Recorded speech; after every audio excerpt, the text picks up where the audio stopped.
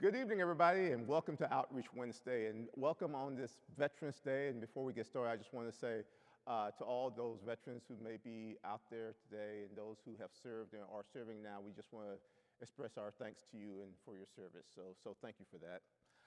As you know, each week with Outreach Wednesday, or each month with Outreach Wednesday, we try to pick up topics that are affecting the community around us in an effort to kind of expose us to what's going on out there, but more importantly, to see how we might be able to impact those things in a positive way.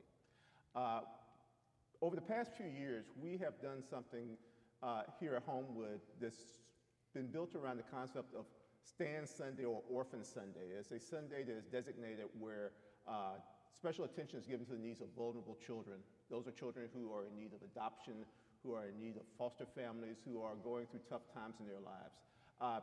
This is a crazy time, as you know, so we weren't able to do what we normally do, but we still want to acknowledge what's going on in that world and to talk about that with a couple of people who are very well versed and who are friends of Homewood, and I'm very thrilled that they were able to make some time to be here with us tonight. Joining us tonight for our discussion are BREE HESTER, who is not only a member of Homewood, but also works with Gateway, and Steve DUER, who is a longtime friend of Homewood. He's with Agape of Central Alabama. And tonight we're going to talk about the services they provide and just what the situation is with these children who are out there and again, how we can help. So thank you guys both for being here tonight. It's great to have you here. And I wanted to start by asking you both to talk a little bit about your agencies that you represent and just what it does. BREE, if you can start. Absolutely, and first of all, thank you for giving us the opportunity to come and share with everybody about our services and to hear from Agape as well. Gateway, in a nutshell, the heart of what we do is foster care. And so we have several different program areas that are really wrapped around supporting that. And so we have our therapeutic foster care program where we take in foster youth from DHR. We have a partnership with them that is dated back almost as long as our agency's been around. We are Birmingham's oldest nonprofit. That's 129 years young, as we like to say. And so our partnership with DHR goes back almost as far. And so we partner with them to receive those referrals and place those children into homes. And so we work on recruiting loving foster homes and training them and licensing them. And then of course, our staff are trained from a trauma-informed approach to really work not only with the foster youth to support them, but with the foster parents as well to limit the disruptions in placements and so that the children don't have to go from home to home, and hopefully they can cultivate a relationship either as their biological families are working through their unmet needs so that they can be reunified, or until they find an adoption placement or are adopted by that foster home. So that's really the core of our service. We also have our independent living program, which is for youth who are aged 18 to 21 years old, that really provides that basic living skills to get them ready for whenever they are no longer eligible to be in foster care, so that whenever they are living on their own, they have the skill sets that they need to survive and thrive. And so we really work on things like job skills, applying and preparing for college. We work on even basic living skills, how to keep your home nice and tidy, which is something all teens really have to work on. And we're really there more or less just to be that support that they may not otherwise have had. And another important program I want to highlight is our intensive in-home services, where we're putting therapists directly into the homes that's on the preventative end, so that they're working with families who are at risk of being separated to hopefully keep them safely together. And we have some really great success rates with doing that. But of course, again, the heart of what we do is that therapeutic foster care and our independent living for when that's not able to be the case. So we really have, in a nutshell, just that end-to-end. We have our intensive in-home, which is preventative, and then all the way through that end of care, that 18 to 21, and everything in between to really just be a support for them. That's a huge nutshell. That's a very big nutshell. We cover a lot. Speaking of nuts, Steve, Agape is probably best known to our Homewood audience as the source of our pecan supply every holiday season, Yes. But you do so much more than that. And I wonder if you could tell us a little bit more about Agape. Sure. Agape is a Christian foster care and adoption agency that started in Montgomery in 1978 and then I think opened the Birmingham office in '85.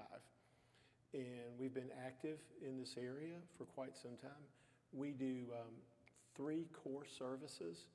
The foster care has been one of our anchor services since the beginning. And over the last 3 or 4 years, we have almost doubled our capacity for foster care. We serve traditional foster care, meaning children who typically just need a safe, stable placement. And then we also have a specialized program for large sibling groups of 4 or more called Enhanced Foster Care, where we provide additional supports for the family and they get additional compensation to help meet the needs of the children. We're about half and half in those 2 programs right now. Then we also have domestic adoption services, where we work with families to prepare them for parenting a child through adoption. And then we also are accredited to do inter-country adoption to help families with home studies and post-placement reports. Our 3rd program is the one that I probably see the most brokenness of the world firsthand, but we can also make the biggest difference, and that's our maternity program. In our last fiscal year, we worked with almost 40 moms who were experiencing a pregnancy and then had a crisis come along and weren't sure what they were going to do. Almost 80% of our moms end up choosing to parent. And people often think, well, you're an adoption agency. Why are you working with moms that choose to parent? Our mission as an agency is that children will have permanency in safe, nurturing families. And if we can help that mom make a plan to parent that child, then we have achieved permanency for that child. The average age of the moms we're working with is 26, and this year, over 3/4 of them were already parenting other children. So we're not just impacting the unborn child's life, we're impacting the existing children as well. And again, if we can keep those kids out of foster care, that's a win for everybody in there. So those are 3 main programs.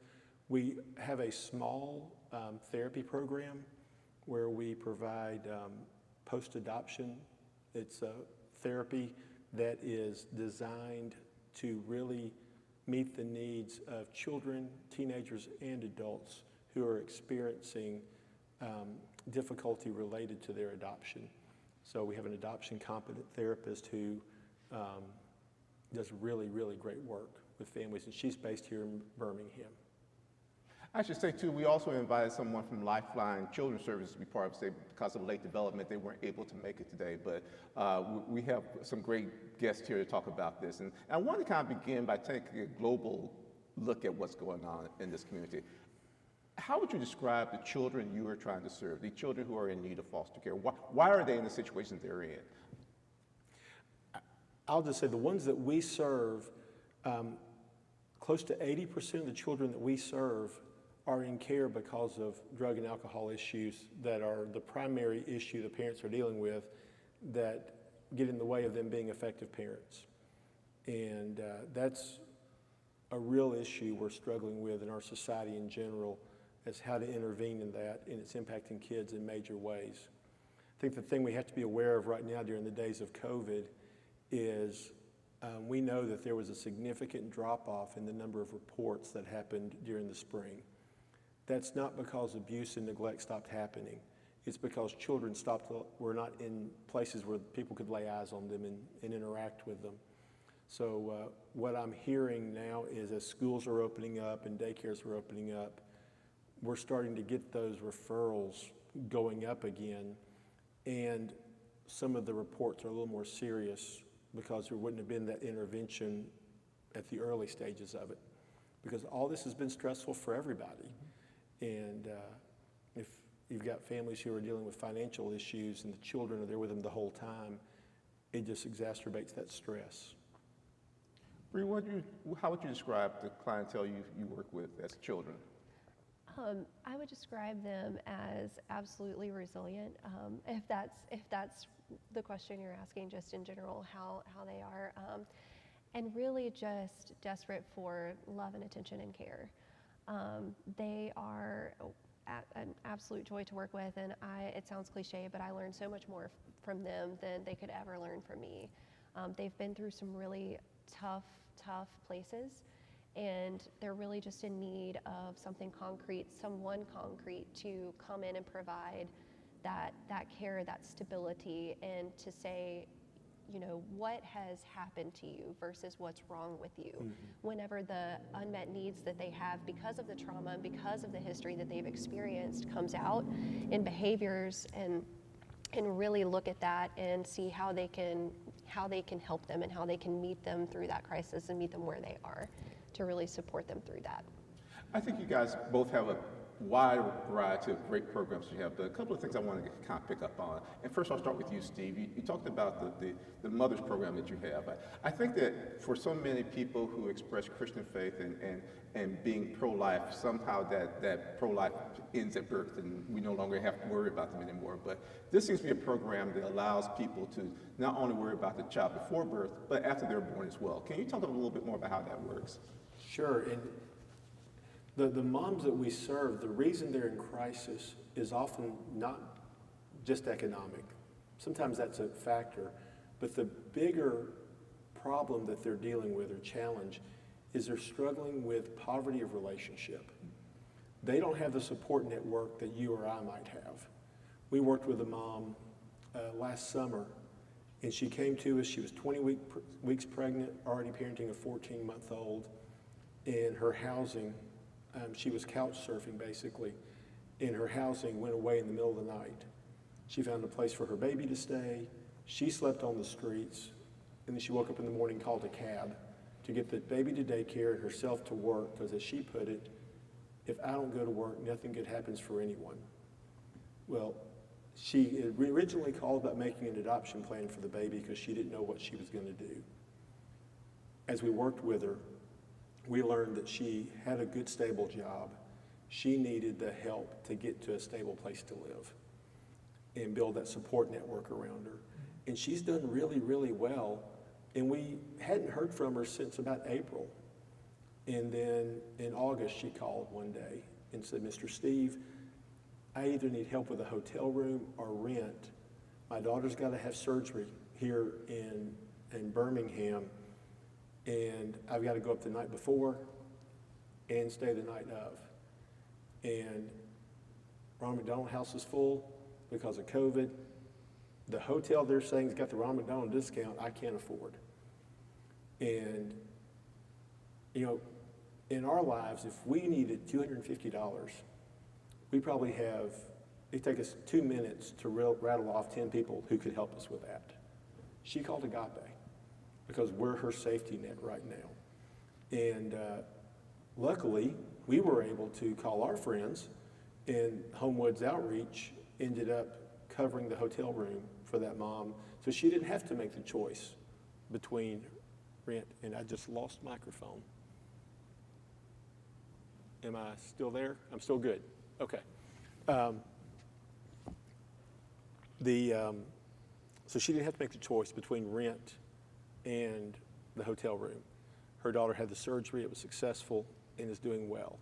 So those are the type of services that sometimes we're interacting with a mom on that can be just sometimes just a quick intervention, other times it takes a little more time, but it's about helping them get to the place where they rebuild that network that they need. And sometimes they don't have that network because of choices they've made, and sometimes it's because they had a rough start in life and didn't have that family there that most of us have.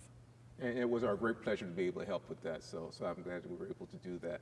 And we'll talk a little bit more about that, but BREE, you talked about the program you have for independent living, because I think for a lot of kids, the idea is that they're in foster care till they're 18 and then they're out on the streets, but they're not ready to go out on the streets. So talk a little about that program and how that works and how it came about.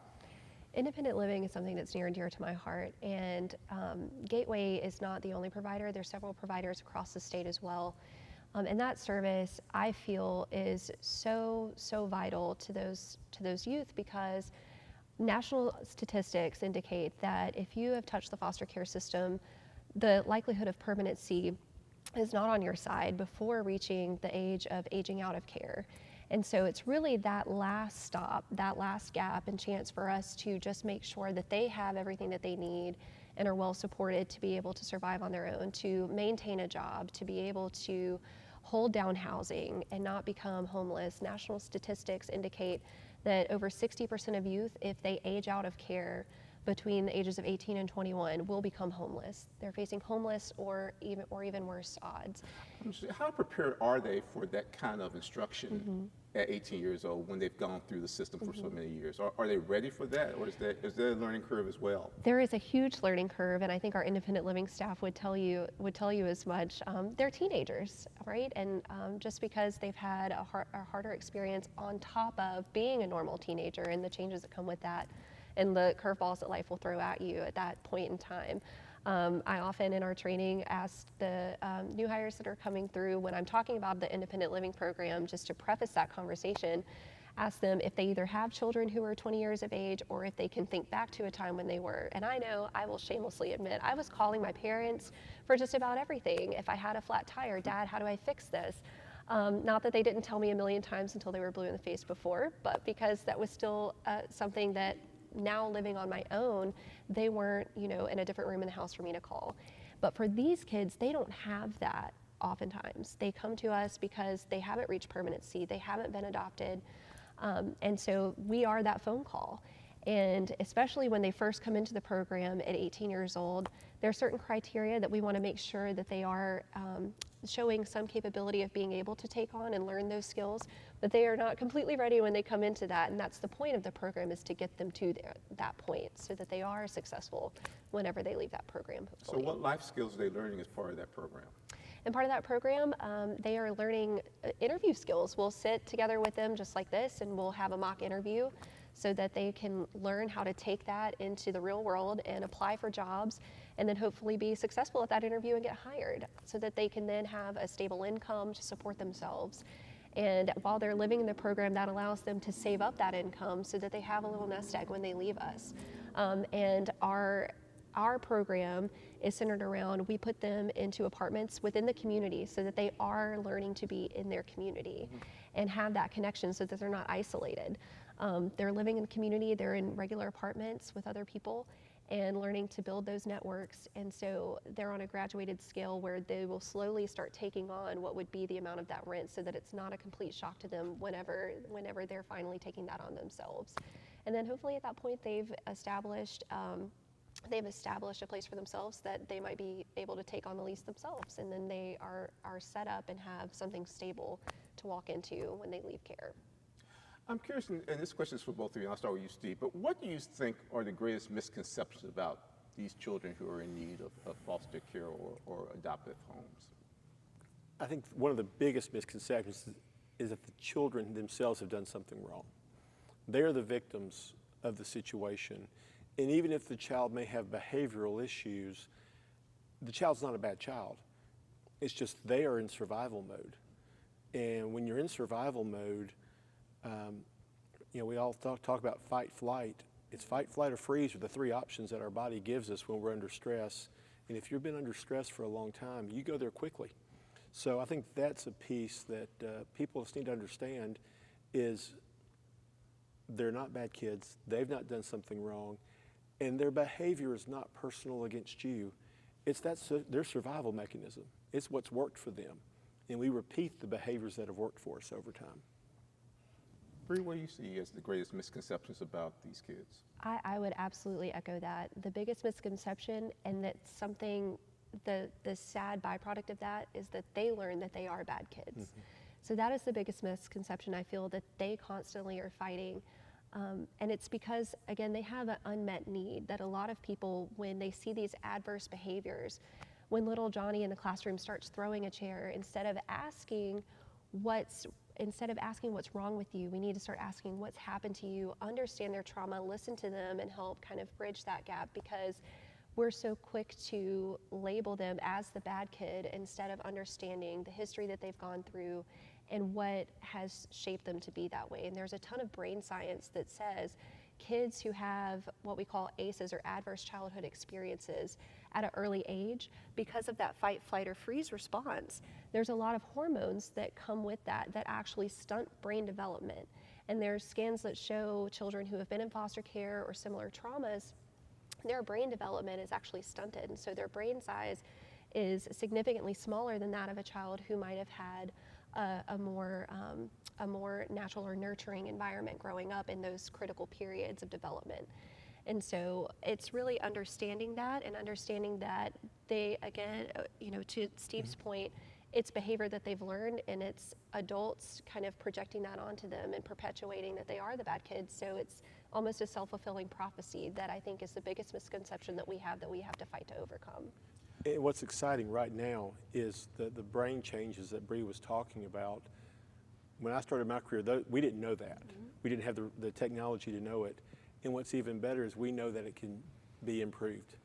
That with meeting kids' needs and them learning to feel safe, a lot of times we get the misconception of, well, you're in my home, you're safe, you got plenty of food, why don't you act like you're safe? They don't feel safe still. And once they get to the place where they feel safe, then that brain can start developing and going well.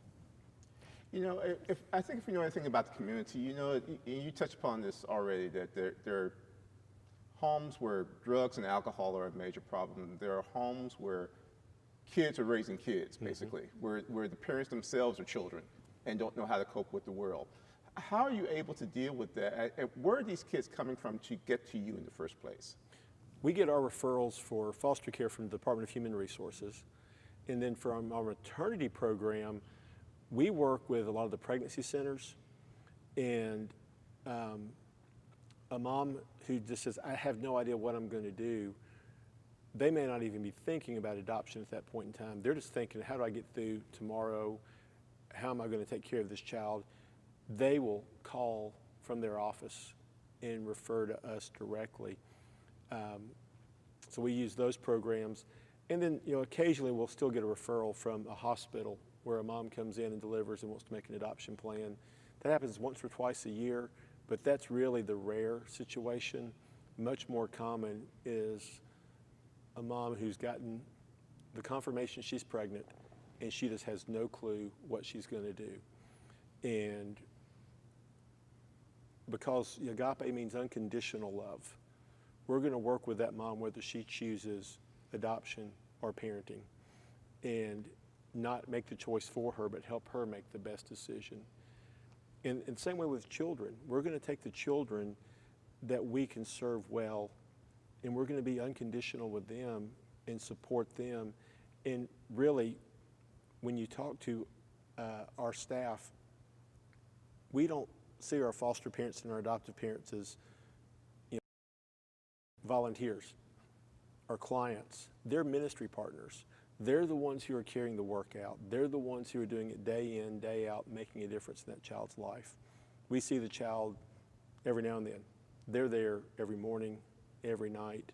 They're the ones who are dealing with the night terrors a child may have. They're the ones dealing with the food issues the child may have. They're the ones who are dealing with the emotions after a visit with biological family. So they're the important ones in the equation, and we couldn't do what we do without them. It also sounds like an important aspect of Agape, unconditional love, is not being judgmental, that you are trying to help the child and help these parents get through a tough time and not being judgmental about who they are or how they got to the situation, but helping them. That's the key, it would seem to me. I assume there's a great need in the community out there for these services, but how many children go through your agencies in a given year? How great is the need out there in the community? And would you be able to do more if you had the capacity to do that? Is there more to be done? This year we served just under 130 children in foster care. And that's in 3 offices with about 35, 36 foster homes ministering during this time. We could definitely serve more children with more capacity. We have already, in the last year and a half, added 1.5 workers to our foster care capacity. In January, we're adding another. And hopefully, before the next summer, we'll be able to add another position if things go well. But each worker we're able to hire gives us the impact of 20 kids. And we really need homes for the large sibling groups. The longest lasting relationship you're going to have in your life is your relationship with your siblings. So when you think about that, if we don't have a home available for a sibling group of 4 or 5 or 6, they're going to split those kids up into 3, 4 different foster homes. And once you get separated, the chances of getting back together again are very slim. And some foster families do a good job of keeping those siblings connected, but it doesn't always happen. So we just celebrated the adoption of a sibling group of 4. And that's a great day of celebration. But what that also means is we've got to find another home, because what's good for those kids means we lost capacity, and we've got to add to the capacity now. Ruth, how many children are you able to serve during the course of an average year? So I believe in our last fiscal year, between all of our program areas, so again, we have our intensive in-home services, our foster care, and our independent living, which is an extension of our foster care. We've helped over 800 children and families be able to achieve permanency or stay safely together. And so I think that's really a testament, and especially for our intensive in-home in this time, just since the pandemic started, we've seen an increase in the number of referrals, because as they're staying safely at home, they're facing job loss and other significant hardships. We've really seen the need to expand that program, and have fortunately been able to meet that capacity and be able to take that on and help them. And so I would also speak to Alabama at large. I believe there's over 6,500 kids across the state annually that are entering care and that need somewhere to go, that need that love and support. And so that need is only continuing to grow, especially in these times. I was going to say, I would have to assume that's only the tip of the iceberg, though. That does not represent Absolutely. the number of kids who actually need those services and need the help. That's just what we know. Exactly. We talked a little bit about the kids, but I want to shift attention a little bit now to the families, the people who give of themselves to be part of this and to help out people. Who are these families? Where do they come from? What's their motivation? What have brought them to the point that they want to open up their hearts and their homes to these kids? At Agape, we are just so blessed to have ministry-minded families, both for foster care and adoption. And the best way I can communicate that is by telling a quick story. We had a family who came to us and really were planning to foster younger children, but they heard about a 14-year-old who needed a home. We're told he doesn't really have any significant issues other than just needing a safe, stable place to be. So they went and met him and said, we're going to give it a shot. And it was an adjustment for that young man. He had not lived in a family, much less a family that goes to church and was involved in youth groups. So a lot of adjustment for him, but he was doing well and making a lot of progress. Well, he's got an older sibling who's at that age of aging out, and this sibling has this magical mindset of, I'm about to be free from everybody and get to do whatever I want to do. So I remember thinking that when I was 18. Yeah, I've had those thoughts myself at some point in time. At a sibling visit, he was singing the praises of freedom, and this young man started catching a little bit of that excitement. So about a week later, he's sitting at the dining room table with a foster mom, and he says, I think I've got a plan. I understand that when you're 16, you can ask the judge to emancipate you early if you're doing well. I think I'm going to try to do that. And our foster mom didn't overreact. She looked at the young man and she said, honey, if you leave our home, I'm going to come look for you, find you, and bring you back. He said, what? She said, if you leave our home, I'm going to come look for you, find you, and bring you back. Because good things are going to happen to you here. If you leave our home, I don't know what's going to happen to you. And the foster mom said he got up from the table with the biggest smile on his face. And when the staff told me this story, my thoughts immediately went to the Old Testament story of Hosea and Gomer, as he lived out a parable for us of how God's love pursues us, and that what he had experienced was love that pursues. And we've all experienced that at some point in time in our lives. And that may have been the first time he experienced that. And he's doing well. He's at the high school playing basketball, football. He got his learner's permit and he's learning how to drive, an important independent living skill that they're working with him on. But staff told me the other day he's struggling right now because he just found out his older sibling is not doing well with all that freedom. And he's worried about that person that he loves and cares about, and it's weighing on him. And I think it's just important to remember that the kids are kids, and they have multiple facets to them. But the way this mom showed her love to this kid by saying, even if you make a bad choice, we're not going anywhere. is important. And that's we use the term ministry-minded a lot, and that's the heart that we see at our agency with our foster parents. Okay, Bree, top that story. Tell me about the parents, the families you work with there at Gateway. It's much of the same, and my running joke is that I wish we could clone about 50,000 more of them. We have been very blessed with the group of foster parents that we have, and one of our former foster parents, we often joke sometimes too that we're victims of our own success because she's had to step back. She's still very much so involved in our training process to recruit more people like her.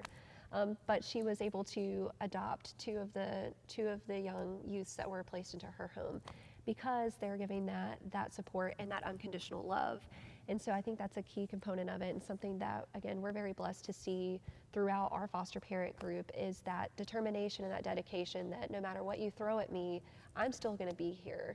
And I'm going to ask you, what's wrong? What do you need? And I'm going to be there to give that and to just walk through whatever they're going through in their life with them and let them know time and time again, no matter how bad you act up, I'm going to be here.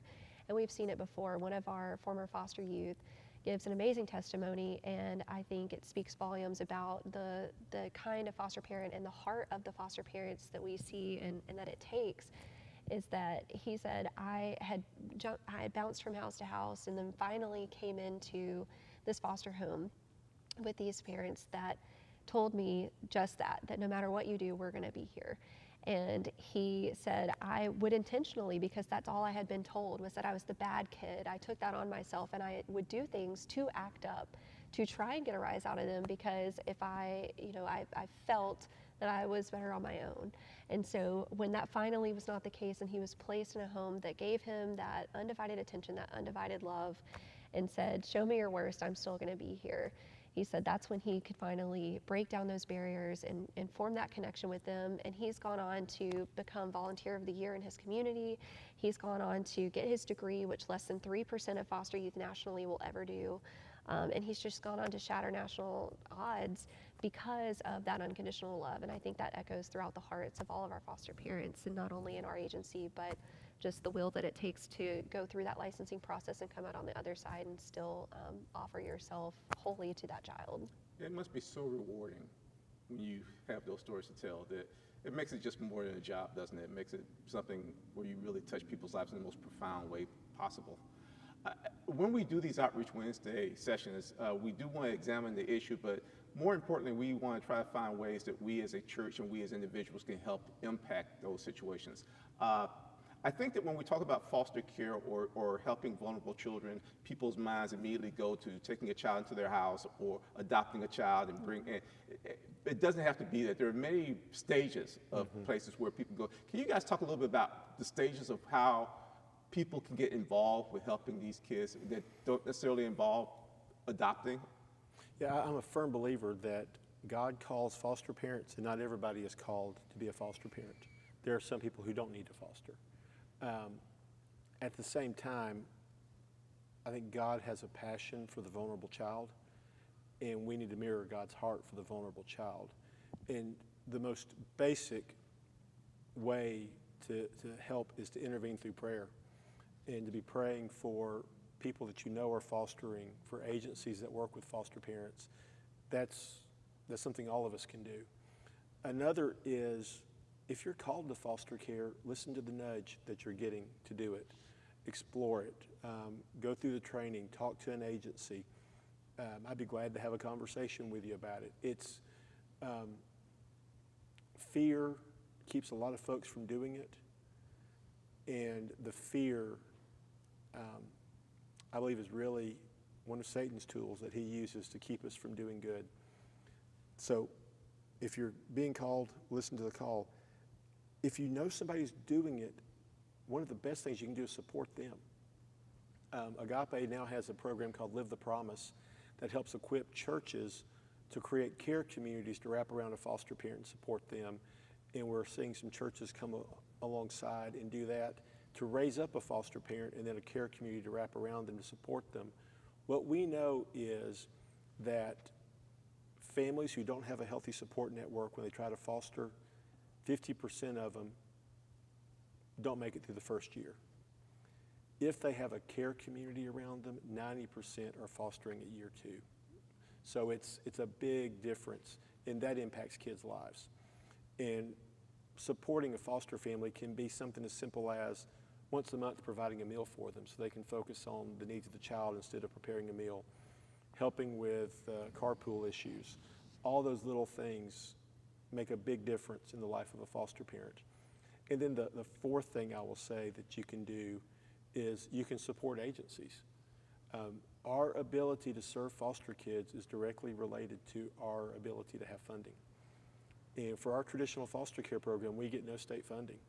We are working straight ministry.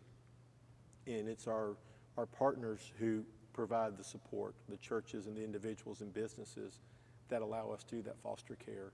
So that's one of the ways that people can be involved in foster care.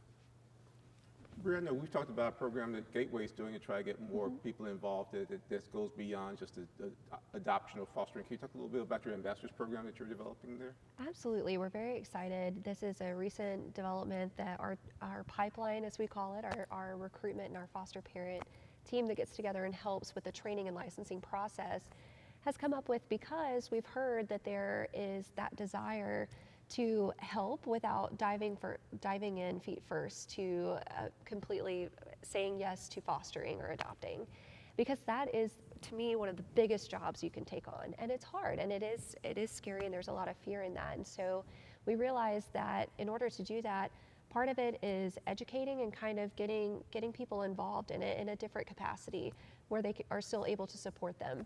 And so with our ambassador program, it's really just having foster care being a normal part of conversations, talking about it, talking about the need in the community and different ways you can get plugged in. And so really the ambassador program that we have is just to be a mouthpiece or an advocate for fostering in general, educating on the level of need there is and the different ways that you can get plugged into the community.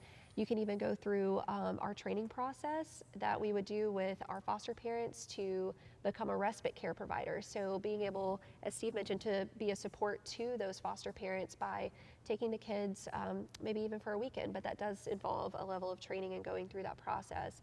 So just becoming familiar with the process through that, and just really learning more about foster care and what all goes into that, and kind of getting a little taste of it, if you will, and really just, again, normalizing it as part of our conversation.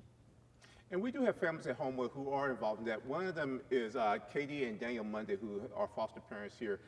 We had a wonderful video with them that we were going to show, but because of technical problems, we're not able to. But we will probably put that on our social media so you guys get a chance to look at it. You can hear their story and their testimony about how they got involved in fostering, and also what it means to them, how it's impacted their lives as foster parents. But as we wrap up today's session, I was wondering what final thoughts you guys would have about how we can reach out to A, help these vulnerable children, and B, how people can get involved in helping them. I think there's so many ways. A lot of the ways that churches come alongside us are things that they've even thought of and created. We had a church recently who came up with the idea of creating backpacks for our moms that are delivering, whether they're parenting or making an adoption plan, that have the things that would make it nice in the delivery room, like their own cup for their ice water and a blanket. So now that's become a project for several small groups to do those. We also do what we call baby boxes, because several times a month we get a call from the local hospital saying, we've got a mom who's had a baby who has absolutely nothing. What do you have that you can give? So we have these boxes that have the basics of life, onesies, bottles, formula, diapers, wipes, and a Bible, so that that mom gets some love from somebody else, and then we're also impacting lives that way. So we have a lot of different projects that churches could get involved in. If you're feeling the urge to get involved, we can find a way, between the two agencies here, we can find a way to put you to good use. BREE, what would you say? What kind of thoughts would you offer?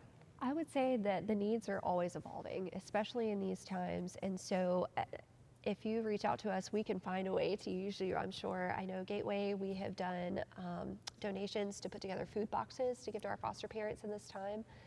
That way they can stay safely at home and still have the things that they need, especially since they are having not only, they're all their family, but they have their spouses and their children and their foster youth to take care of, and maybe even a couple of more children that are coming into their home as they make those networks.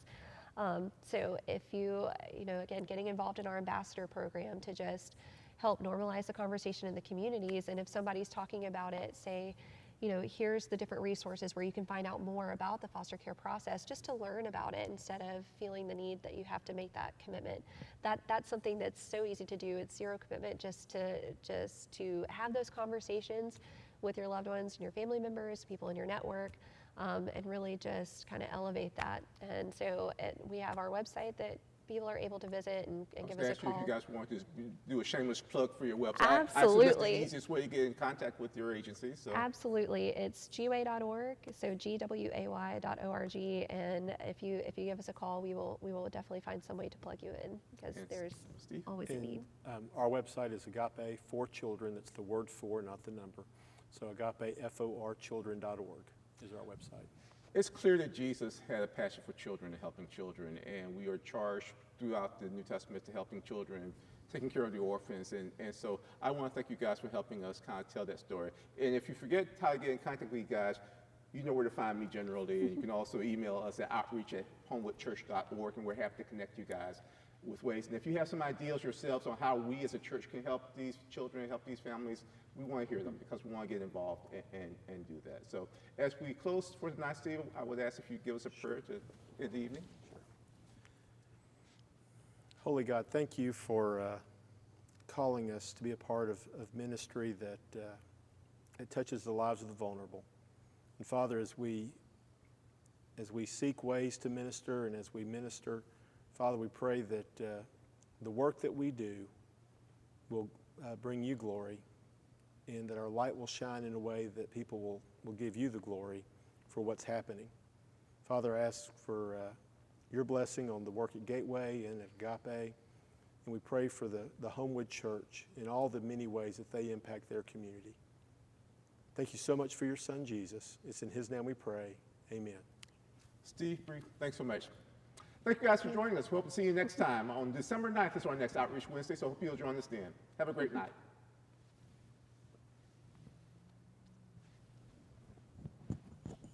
Let me get some signs. Yeah.